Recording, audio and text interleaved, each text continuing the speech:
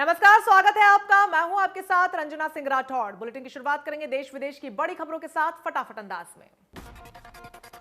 प्रदेश में निगम चुनाव के लिए वोटिंग जारी है। अंबाला के वार्ड 6 के 55, 56, 57 और 58 नंबर बूथ पर मतदान करने पहुंचे लोग। इसके साथ ही रेवाड़ी में नगर परिषद के लिए हो रही है वोटिंग। अंबाला में निगम चुनाव के मद्देनजर प्रशासन ने पुख्ता इंतजाम किए। कोरोना से निपटने के लिए मतदान केंद्रों पर हैंड सैनिटाइजर, मास्क और पीपीई किट की उपलब्धता करवाई। प्रशासन ने कोरोना को देखते हुए स्क्रीनिंग के बाद ही मतदाताओं को मतदान करने के लिए बूथ में जाने दिया। इसके अलावा कोरोना पॉजिटिव मतदाताओं को वोट के लिए अलग से वक्त तय किया गया। एचजेपी बी की मेयर प्रत्याशी शक्ति रानी शर्मा ने वार्ड में मतदान किया। इस दौरान उन्होंने कहा कि मतदाता लोकतंत्र को मजबूत करने के लिए वोट अवश्य करें। वहीं पूर्व केंद्रीय मंत्री और एचजेपी बी के अध्यक्ष विनोद शर्मा ने भी वार्ड 14 में मतदान किया। इस दौरान उन्होंने लोगों से ज्यादा संख्या में बूथ पर पहुंचकर मतदान करने को कहा। मतदान के बाद पूर्व केंद्रीय मंत्री और मेयर प्रत्याशी शक्ति रानी शर्मा ने स्याही लगी उंगली दिखाकर मतदाताओं को वोट डालने के लिए जागरूक किया। अंबाला मेयर पद की उम्मीदवार शक्ति रानी शर्मा ने वोटिंग से पहले हवन यज्ञ करवाया, भगवान का आशीर्वाद लिया। इस दौरान पूर्व केंद्रीय मंत्री विनोद शर्मा ने भी यज्ञ में आहुति दी। अंबाला में किसानों ने हरियाणा जनचेतना पार्टी के अध्यक्ष विनोद शर्मा से मुलाकात की। किसानों ने बीजेपी का विरोध करते हुए कहा कि हम आपके साथ हैं।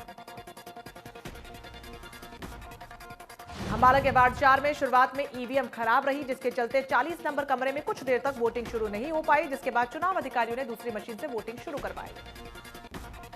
वहीं बूथ नंबर 118 पर भी ईवीएम की खराबी के चलते वोटिंग शुरू नहीं हो पाई, जहां पर चुनाव ड्यूटी में तैनात अधिकारियों ने मशीन को बदलकर मतदान शुरू करवाया।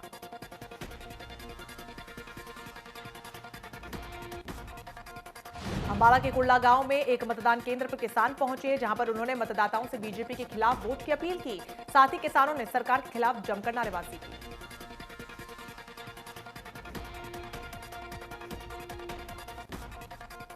निगम चुनाव में पुलिस और प्रशासन की बड़ी लापरवाही सामने आई। चुनाव प्रचार खत्म होने के बाद भी ऑटो और ई रिक्शा पर विशेष पार्टी के झंडे लगाकर घूमते नजर आए।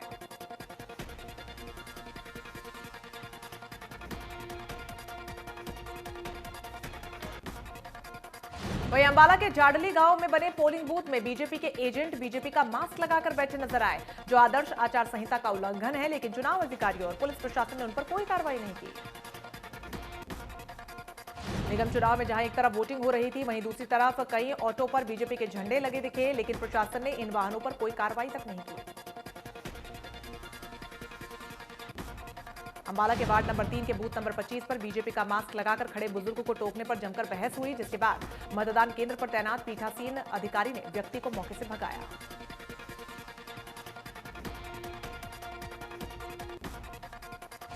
अंबाला में निगम चुनाव के दौरान किसानों का गुस्सा भी सामने आया। कुर्ला गांव के एक बूथ पर किसान पहुंचे। किसानों ने मतदाताओं से बीजेपी के खिलाफ वोटिंग करने की अपील की।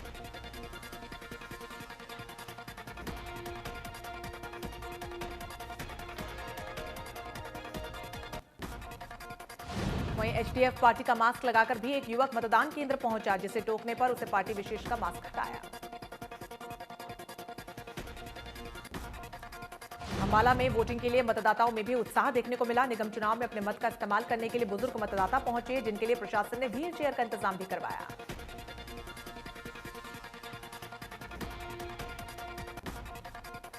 अंबाला निगम चुनाव वोटिंग में फर्जी वोटिंग का मामला भी सामने आया। आपको बता दें, जहां बूथ संख्या 190 पर एक महिला वोट डालने पहुंची, पता चला कि उसका वोट पहले ही डाला जा चुका है। फर्जी वोटिंग की खबर मिलने पर मेयर प्रत्याशी शक्ति रानी शर्मा भी मौके पर पहुंची। अंबाला नगर निगम चुनाव को लेकर लोगों में उत्साह देखने को मिला। दोनों आंखों से अंधे रामनिवास ने वार्ड नंबर 3 पर पहुंचकर वोट डाला। पंचकुला में भी निगम चुनाव के लिए केंद्रीय राज्य मंत्री रतनलाल कटारिया ने पत्नी के साथ वोट डाला। इस दौरान कटारिया ने कहा कि सभी मतदाता मत का इस्तेमाल करें।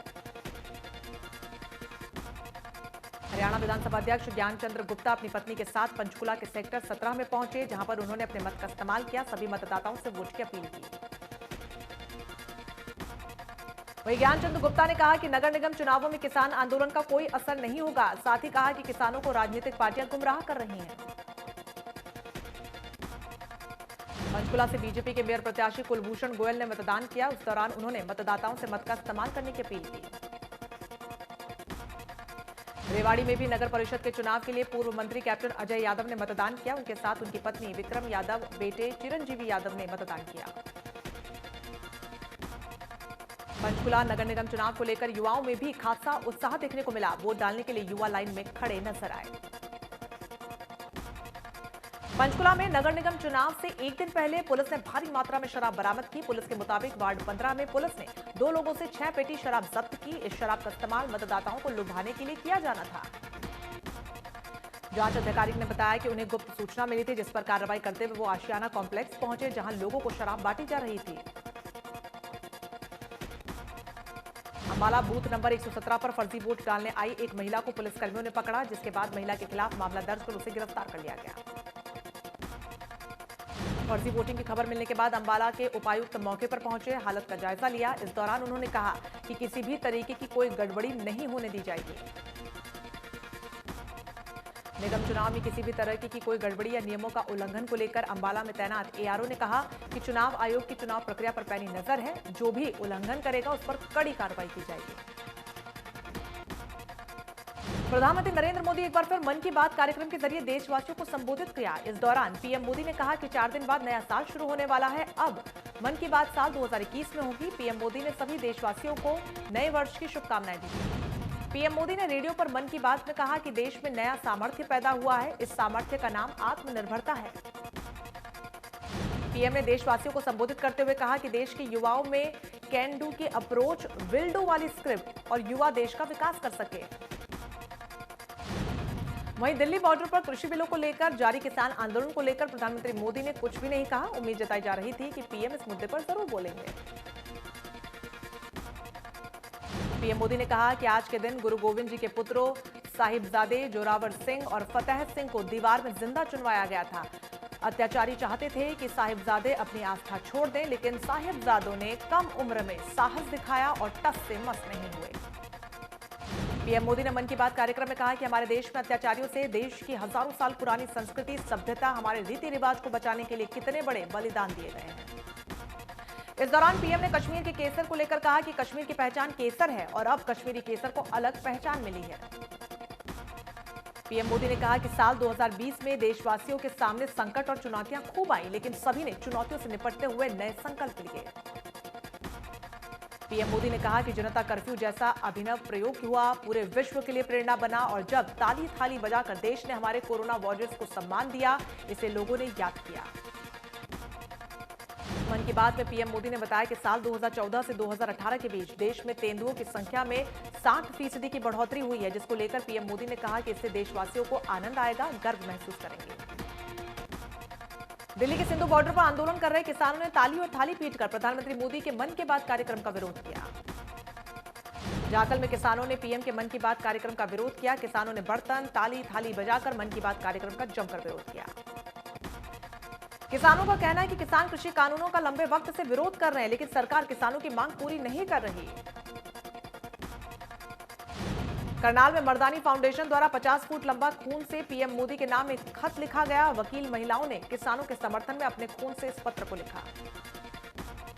करनाल के national highway Bastara toll plaza पर धरने पर बैठे किसानों ने प्रधानमंत्री नरेंद्र मोदी के मन की बात का विरोध ताली बजाकर किया, थाली बजाकर किया। छोटे बच्चों ने भी कृषि कानून के विरोध में थाली बजाई। किसानों ने कहा कि अब प्रधानमंत्री नरेंद्र मोदी अब मन की बात छोड़कर ढंग की बात करें और अगर मन की बात करनी है तो किसानों के मन की बात करें। किसानों ने अब यह आह्वान कर दिया है कि टोल 3 दिन तक नहीं, बल्कि जब तक हमारी मांगे सरकार नहीं मान लेती तब तक यूं ही फ्री रहेंगे। टोल प्लाजा पर दिन रात किसान बैठा रहेगा। सिरसा के नेशनल नंबर 9 पर भावदीन टोल प्लाजा पर किसानों ने तीसरे दिन भी टोल प्लाजा को पर्ची मुक्त रखा। वहीं प्रधानमंत्री नरेंद्र मोदी के मन की बात को लेकर किसानों ने अपने मन की भड़ास निकाली।